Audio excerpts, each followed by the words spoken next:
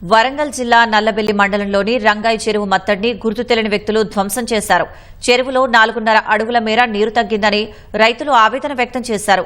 చెరువు ఆయకట్టు కింద 1400 ఎకరాలు సాగవుతుందని, గండి పడడంతో దాదాపు 15 రోజులకు సరిపడా నీరు పోయిందన్నారు. చెరువుకు గండి పెట్టిన వ్యక్తులను పట్టుకుని ఇలాంటి సమస్యలు పునరావృతం కాకుండా చర్యలు తీసుకోవాలని పోలీసులకు ఫిర్యాదు చేసినట్లు స్థానికులు తెలిపారు. అనుమానమున్న వ్యక్తుల సమాచారం పోలీసులకు ఇచ్చామని తెలిపారు.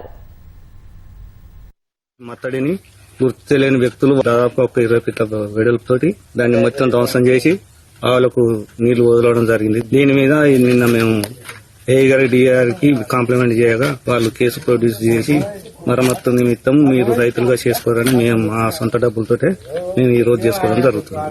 గండి వల్ల నష్టం 15 రోజుల నాట్లు నీళ్లు కోల్పోవడం జరిగింది. ఎవరు తెంపిను అంటే ఇటుకాల పెళ్లి ముత్తోయిపేట పిల్లపాడు కలపల్లి రైతులు కూడా ఫోన్ నెంబర్తోని పేర్లతో సాధించను. దీనివల్ల దాదాపు మాకు చెర్ల ఒక 3 పెట్టినీళ్ళు కాలేదు. మాకు మొత్తం చెర్ల నీళ్లు పోలీస్ స్టేషన్ కూడా పిటిషన్లు ఇచ్చి మేము పేర్లతో సహా ఫోన్ నెంబర్లు ఇచ్చిన మొత్తం సార్ మమ్మల్ని బందోబస్తు పోసుకోమంటే మిషన్ తెచ్చి చేసి తెచ్చి మట్టి పోసుకున్నాం.